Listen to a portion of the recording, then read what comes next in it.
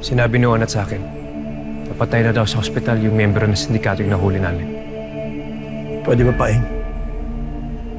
Huwag muna natin pag-usapan yan. Isipin mo na lang kung ano meron tayo ngayon. Mahal na mahal ka ng pamilya ng babaeng gusto mong pakasalan.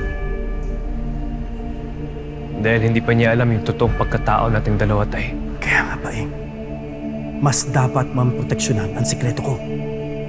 Sigurado ko, poproteksyonan tayo ng Golden Scorpion. Hindi na tayo gagalawin. Pati pamilya ni Joanne, sigurado ko, makikinabang sa proteksyon ng grupo. Wag. Wag na wag mo itatawid si Joanne dito at yung pamilya niya, Tay. Kung mangyari yun, kaya kong kalimutan na tatay kita.